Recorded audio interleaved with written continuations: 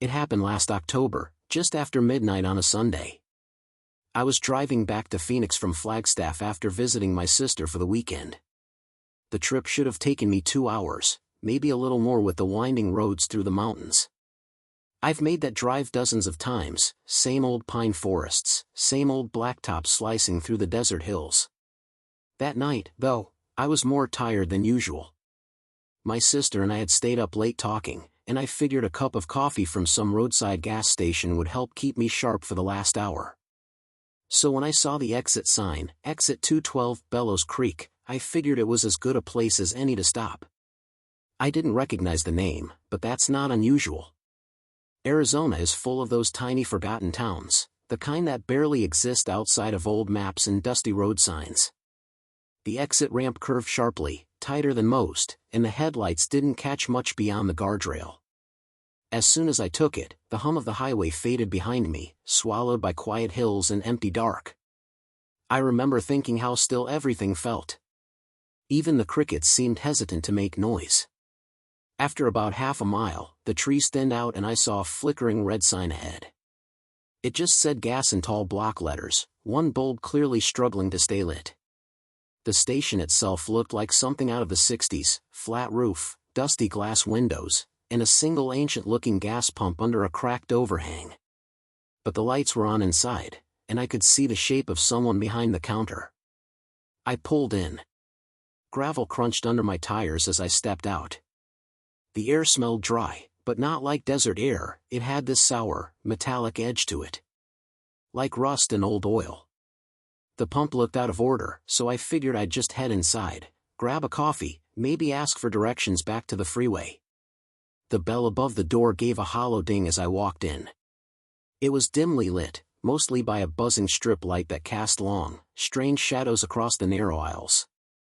The place was cramped, too many shelves for a store that small, and it smelled like mildew, as if nothing had moved in years. There was a refrigerator humming in the back, but the glass was fogged, and I couldn't see what was inside. Behind the counter was a man in a faded red flannel shirt. He was tall, but something about him felt off. His eyes didn't quite meet mine when I greeted him. They hovered just past me, like he was watching someone standing behind my shoulder. "Coffee?" I asked. He nodded slowly, then pointed toward the far end of the store, where a stained, old carafe sat on a hot plate. The pot was full, but the liquid inside looked more like syrup than coffee, dark, thick, and unmoving. Still, I was tired and figured maybe it just looked worse than it tasted. As I poured, I heard something shift behind one of the aisles. A soft scraping sound, like something being dragged along the linoleum. I turned, expecting to see another customer, but the store was empty, just me and the man at the counter, who was now watching me, unmoving. I forced a laugh. "You got rats or something?" He didn't respond. I took a sip of the coffee. It was bitter. Not burnt, just wrong. Like it had been made with water from a rusted pipe, or maybe not water at all. My tongue started to tingle, and I nearly gagged. "I think I'll pass on the coffee," I said, setting the cup on the counter.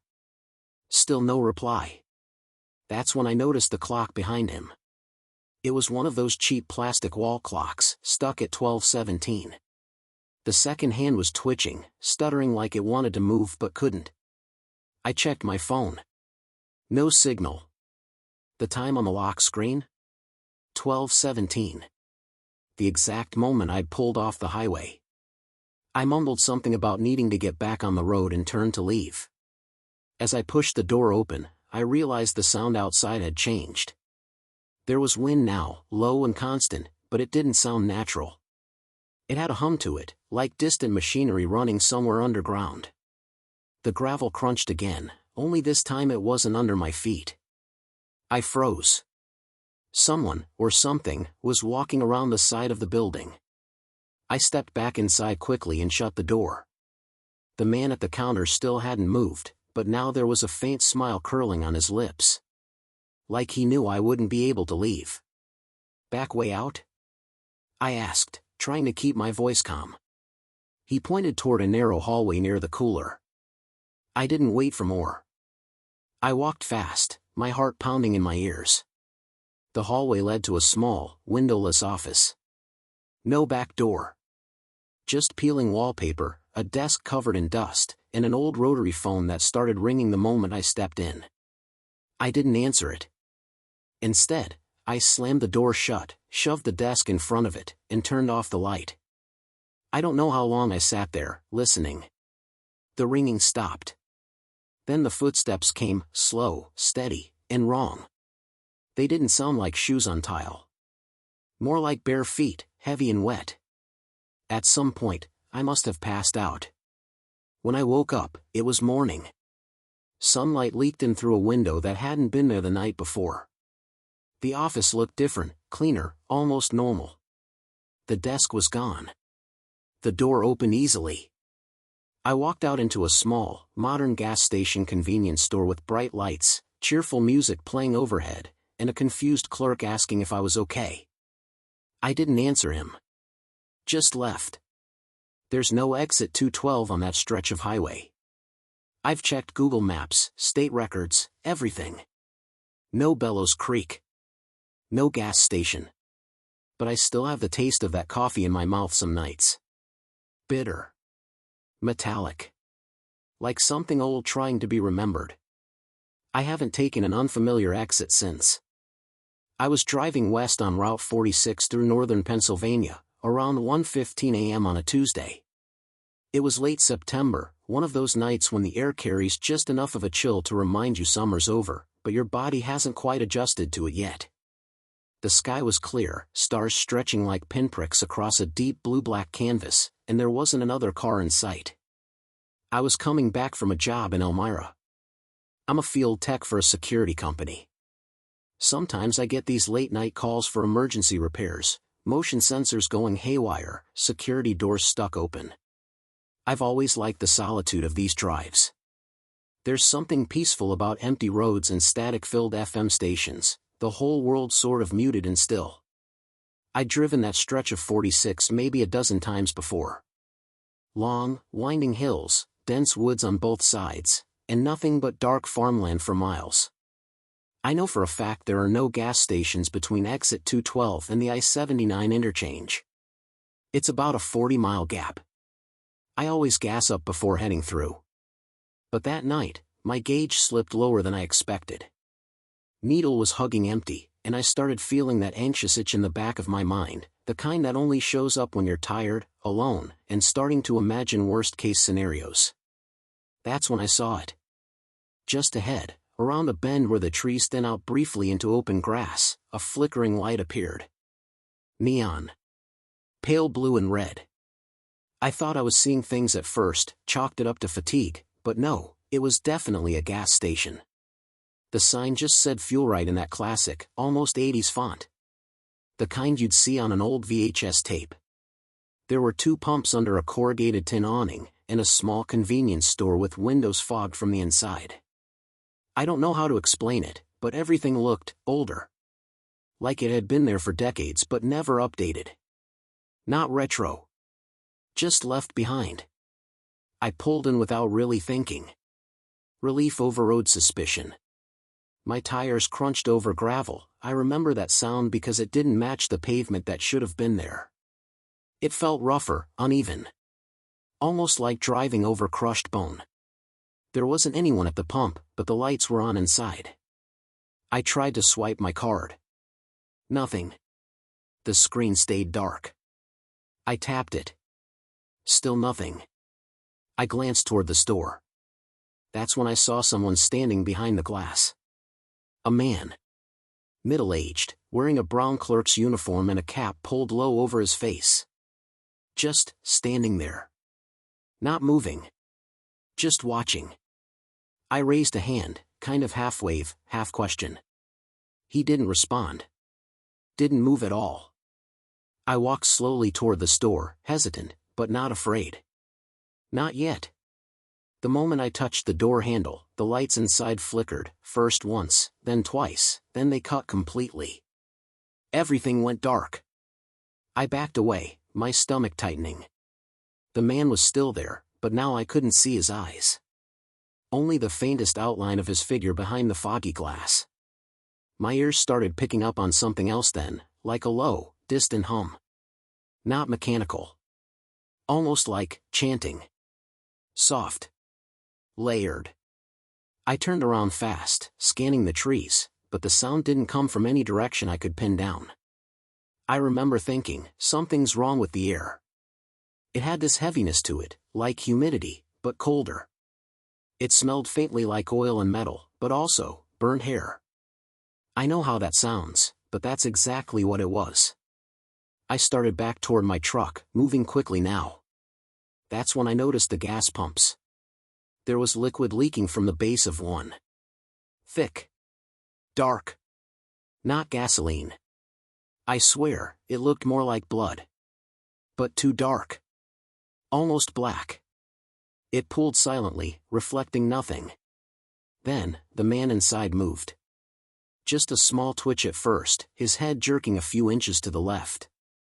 Then his arm raised, slowly, and pressed his hand flat against the inside of the window. I could see it clearly now, lit only by the dim glow from my truck's headlights. He had no fingernails. Just raw, darkened skin where they should have been. I didn't wait. I ran back to the truck and turned the key. It took a second too long to turn over, and in that second, I saw movement in my side mirror, more figures, stepping out from behind the station. Thin. Barefoot. Like they'd been waiting. Their skin was pale, almost reflective, and their mouths hung slightly open like they were trying to speak but forgot how.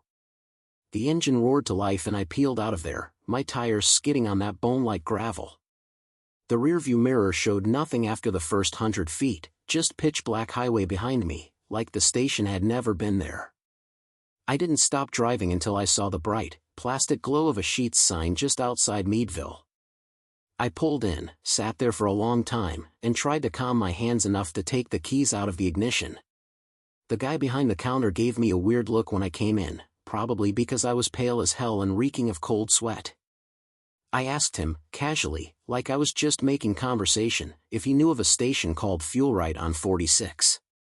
He shook his head. Said there hasn't been a gas station on that stretch in 20 years. There was one, he said, but it burned down. Electrical fire. Happened sometime in the late 90s. No survivors. Family-run place. I didn't sleep much that night. I drove that same stretch again, 3 weeks later. Same time of night, same weather. Nothing there. No gravel pull-off, no gap in the trees. Just uninterrupted darkness and the hum of tires on asphalt. Sometimes, when I'm driving late and I catch a faint flicker of neon out the corner of my eye, I wonder what would have happened if I'd gone inside. If I'd opened that fogged-up door. If I'd let him speak. I haven't told many people this. Most wouldn't believe it. But if you ever find yourself low on gas after midnight on Route 46, and you see a station that shouldn't be there, don't stop. Not everything that looks like help is meant to help you. It started as just another night shift. The gas station sat on the edge of a nowhere town in northern Arizona, just past the bend where the two-lane highway turned black under the pines. I worked the overnight shift, Tuesday through Saturday. Midnight to 8 a.m.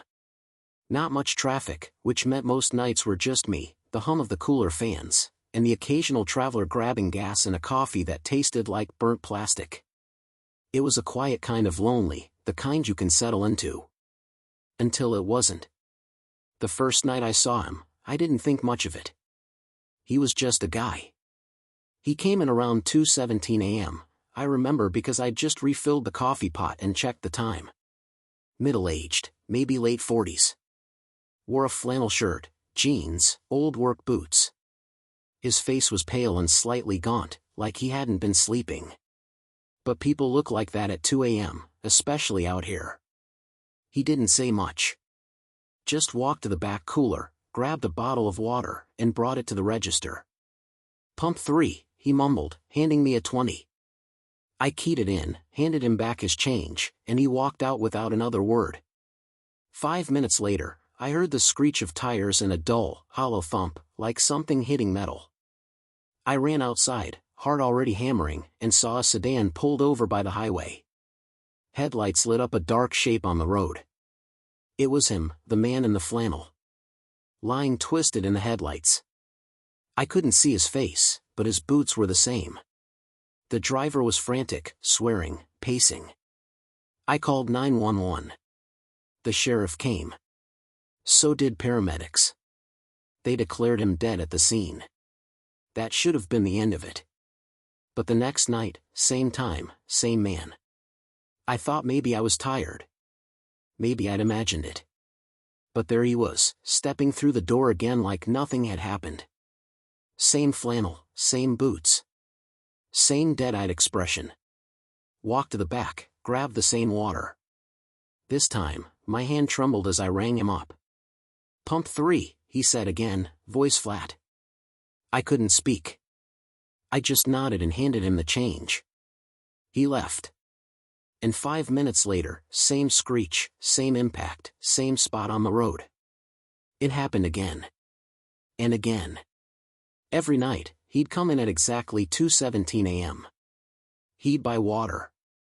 He'd mumble pump 3. He'd leave. Then the crash. I started keeping a log after the 4th night. Time of entry. What he wore. What he said. Even how much change I gave him. It never changed. I tried to warn him once, blurted out, "Hey, wait, don't," as he walked out the door. He didn't even flinch. Just kept going.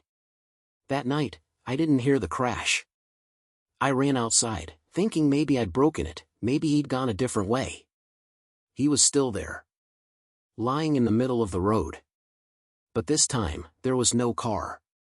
No driver. No skid marks.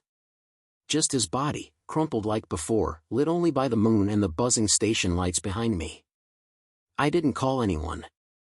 I just stood there. Eventually, the body was gone. No police report. No news article. Nothing the next day. I checked with the sheriff's office. Gave them the name on the receipt, David Keller. They had no record of a fatality on that stretch of road. No accident. No David Keller. But I remembered calling it in. I had the log. The receipts. I wasn't crazy. By the second week, I started to dread the shift. I'd feel it, right before 2:17. The pressure in the air. A low buzz in the fluorescence. That deep, heavy silence before he walked in. Then one night, it changed. He didn't come in. I sat behind the counter, watching the seconds tick past 2:17. Nothing. I felt a strange mix of relief and fear. What if it was over? What if it wasn't? At 2:24, I heard a knock. Not the door chime. A knock. From the side window. He was standing there, face pressed to the glass, eyes wide open. His skin was pale, too pale. Blue around the lips. Like he'd been dead for hours. His mouth moved, but no sound came through. Just the motion. Like he was mouthing something. I leaned in, heart pounding. I don't want to do it again. I stepped back. He slammed his hand against the glass, hard. The lights flickered. The coffee machine hissed, spilling steam. Then he was gone. I didn't sleep the next day. I couldn't. I dug deeper, old newspapers, missing persons, traffic deaths from the last decade. I found a single article from 1998. A man named David Keller had died on that road. Same time of night. Same stretch of pavement. He'd run out of gas, was walking to the station, and got hit by a passing truck. The gas station back then had no night staff. No one saw it happen. Maybe he thought he never made it. Maybe he still doesn't know. That night, I left the register and waited by the door. When he came in, I didn't speak. Just stepped in front of him. He looked up at me with those tired, endless eyes. "You already died, David," I said, voice shaking. "You don't have to do this anymore." He stared at me. Then he whispered, almost like a child, but I didn't make it. I reached out, don't ask me why, and touched his shoulder. It felt like cold air. The moment I did, he blinked, like he was waking up. And he was gone. No crash that night. None the night after. I still work here. He hasn't come back. But sometimes, around 2:17, the cooler fans go quiet for a second. The coffee machine lets out a soft hiss. And for just a moment, I feel like someone's standing by the door. Watching. Waiting. Wondering if he made it this time. It was just past 1 a.m. on a Thursday, late September. I was driving through a quiet stretch of Central Oregon, 2-lane highway, pine trees thick on either side, nothing but radio static and the occasional chirp of my blinker for company. I'd been on the road for hours, coming back from a site visit for work. My eyelids were heavy, and I was just starting to think I should find a motel when I saw the dim yellow glow of a gas station sign ahead. The place looked like it had been there for decades. The sign just said gas in blocky red letters, flickering like it couldn't decide whether to stay lit. The building was squat, cement block gray, with a single soda machine out front. There were 6 pumps, only one of them occupied, pump 6. I pulled up to pump 2. Killed the engine. The night was completely still, except for the soft hum of fluorescent lights overhead and the clicking of insects somewhere in the dark. I stepped out into the crisp air and smelled pine and gasoline. The station was technically open, lights on inside, but I didn't see anyone at the counter. I slid my card in and started pumping. That's when I noticed the man. He was standing beside pump 6, leaning slightly against it like he'd been there a while. He was old. Not just old in age, but old in the way dry tree bark is old, leathery skin, tufts of wiry white hair from under a tan cap. He had one of those old canvas jackets that hunters wear, patched at the elbows, and boots stained black at the soles. He was staring at me. Not in a threatening way, just steady. Calm. Watching. I gave him a polite nod. He nodded back, then said, "You headed north?" I hesitated. "Yeah." He turned his head slightly, as if weighing something. Then, without moving from his spot, he said, "Don't take County Road 34. Stay on the main highway." I frowned. "Why?" "There's something out there tonight." His voice was gravelly but even, like a man telling you rain's coming. I saw it. I let out a small, awkward laugh. "You mean, like, an animal or?" The man didn't smile. "No. Not an animal." The pump clicked off. I reached for the nozzle, glancing at him again. His eyes hadn't left me. I said, "Look, I appreciate the warning, but I've got GPS in." "GPS won't help. It'll try to send you down 34 to save 10 minutes. Don't let it." He paused, then added, "They move closer when you're alone." Now, maybe it was the hour, or how empty the night felt, but something about the way he said they made my chest tighten a little. He didn't sound like he was joking. He sounded tired.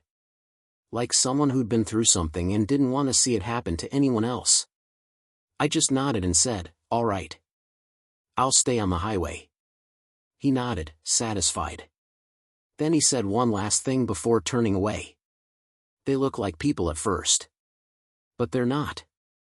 I stood there for a second longer, unsure what to say. But he was already walking, slowly, methodically, toward the woods behind the station. There was no car at pump 6. I hadn't heard one drive away. When I got back in the car, my GPS did exactly what he said. It rerouted me onto County Road 34. I stared at the screen for a few seconds, remembering the old man's eyes. There wasn't fear in them, exactly.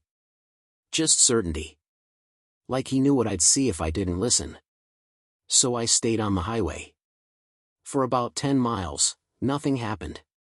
Then I saw flashing blue and red lights in the rearview. A patrol cruiser. I pulled over. The officer got out and approached my window. Middle-aged guy. Shiny badge. But something about him felt off. He didn't ask for my license or registration. Didn't even look at them when I handed them over. He just stood there, looking past me, toward the dark trees lining the road.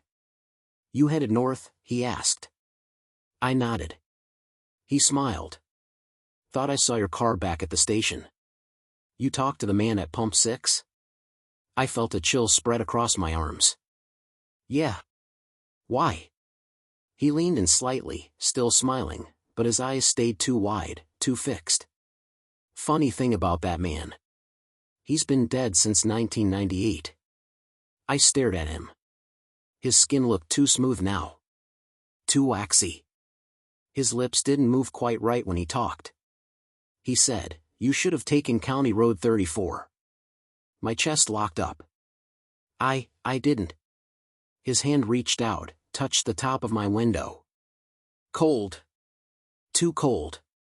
Like metal in deep winter. Then I blinked, and he was gone. No lights. No car behind me. Just darkness. I don't remember the rest of the drive. I must have kept going, but I only really came to when I saw the motel sign outside of Bend, bright against the early dawn sky. I asked the clerk the next day about the gas station. He looked confused, then told me there used to be one out there, but it burned down years ago. Nothing's left but the foundation and a rusted-out signpost. Sometimes I wonder what would have happened if I'd taken that turn.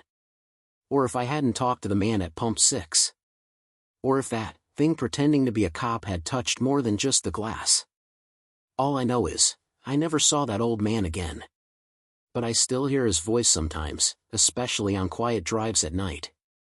They look like people at first. But they're not. I used to work the late shift at a small-town train station in northern England. This was a few years ago, just before I moved south for good. The station wasn't busy at night. We had maybe 3 or 4 trains pass through between 10 p.m. and 3 a.m., mostly freight or the occasional late-running passenger service. I liked the quiet. The stillness. Sometimes I'd sit in the booth with a cup of vending machine coffee, just listening to the hum of the fluorescent lights and watching the rain beat against the windows. It was peaceful, in a lonely kind of way. Most of my duties were routine. Logging train movements, checking platforms, monitoring the CCTV feeds. There were 6 cameras in total, 4 on the platforms, 1 facing the ticket hall, and 1 watching the main stairwell that led down from street level. It started on a Wednesday night. Quiet as usual. Light rain, barely a drizzle.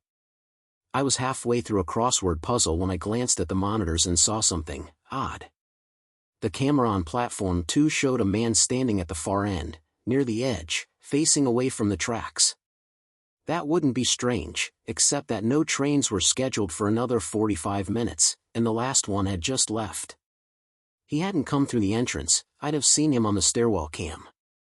No ticket purchased, no movement detected anywhere else. Just, suddenly there.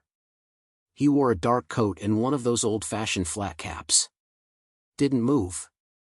Didn't sway.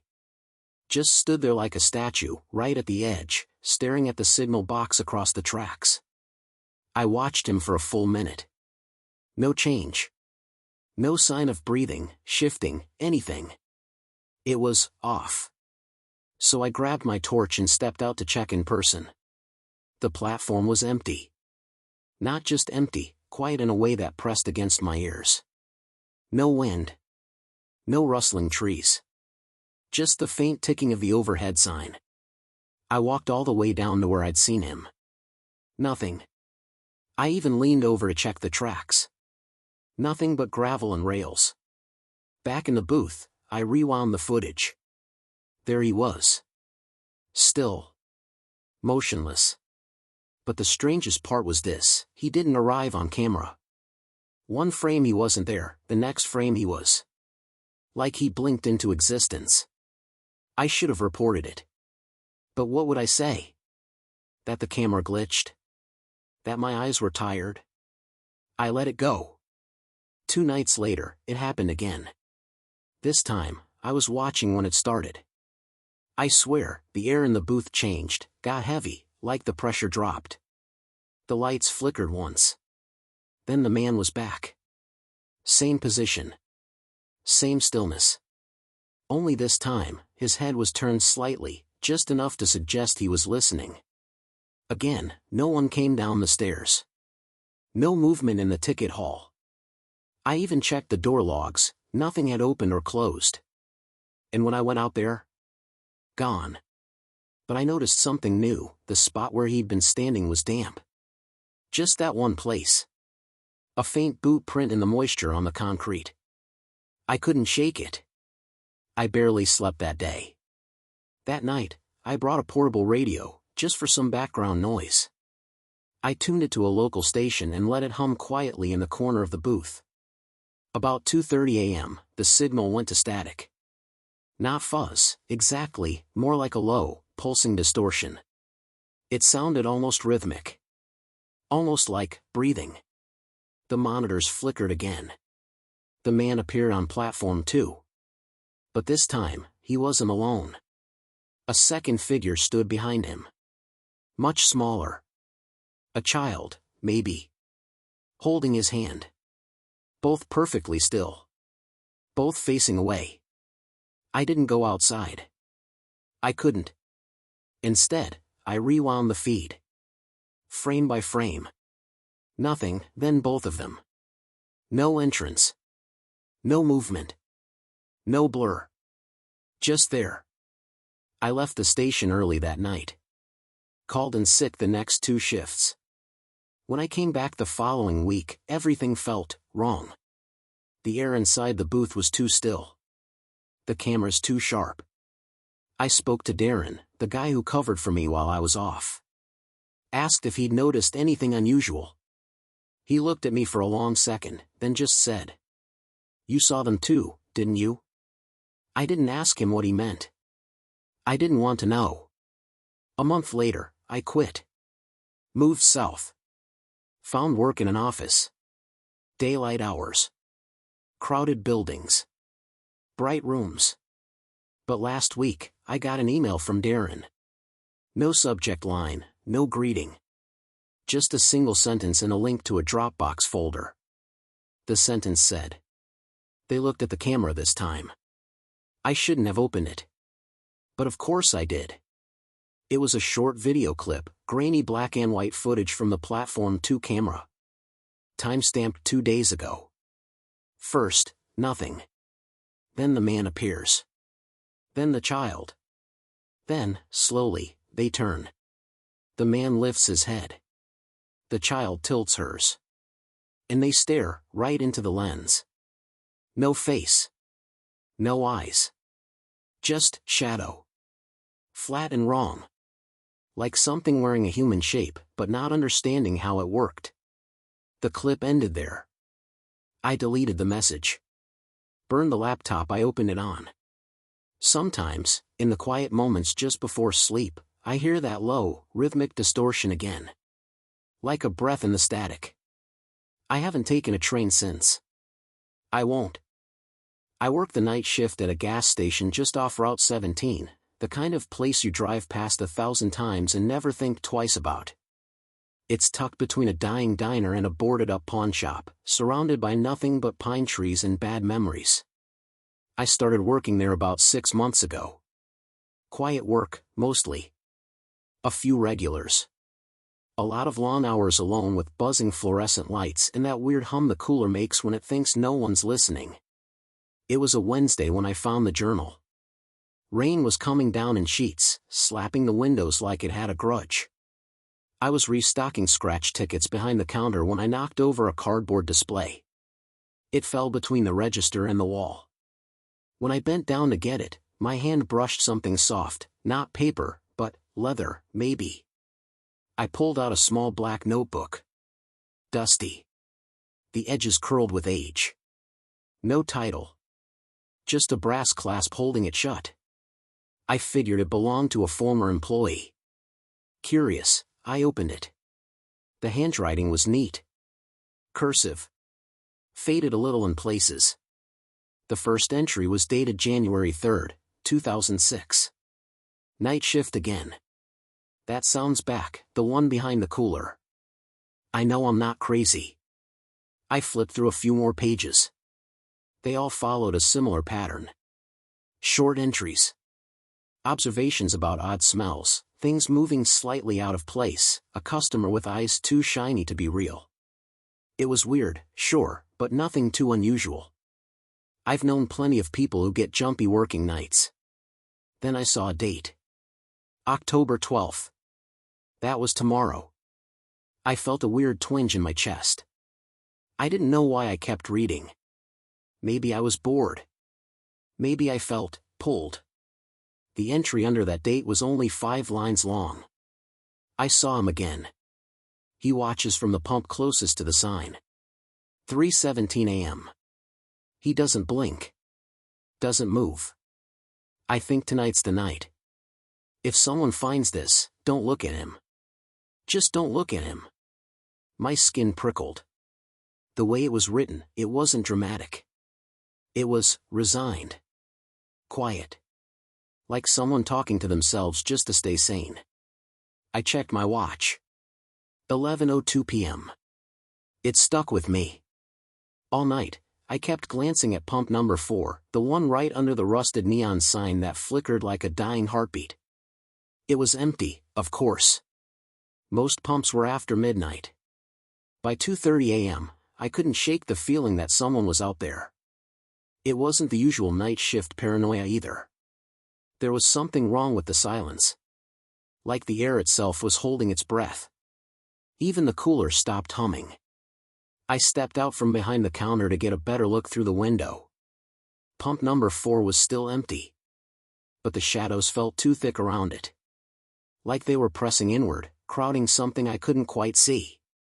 I told myself it was nothing. I even laughed a little to break the tension.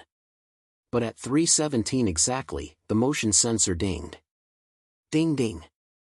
Just once. Clean. Crisp. I looked up, heart thudding. And there he was. A man. Standing at pump number 4. He wasn't moving. Just standing.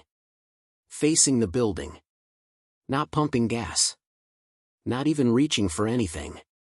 Just watching. The lights above him flickered, but never fully turned on. I wanted to look away. I tried to look away. But my body locked up.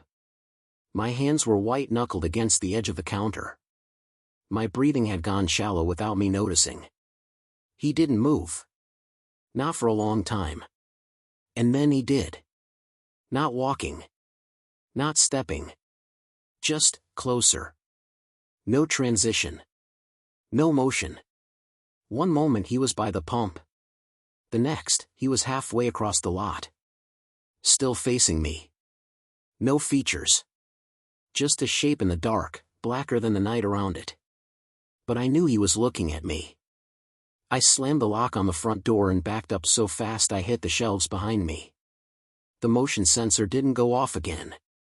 No chime. No footsteps. But I could feel him near the glass. I didn't look. I remembered the journal. Don't look at him.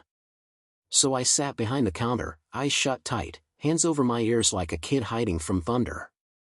Eventually, the cooler's hum returned.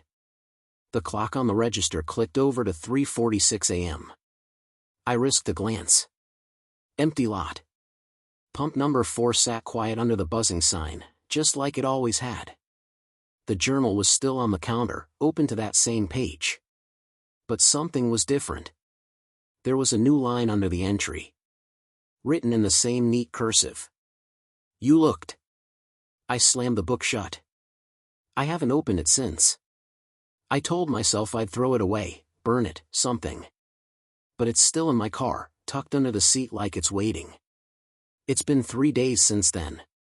Every night, I swear I hear the ding of the motion sensor at exactly 3:17 a.m.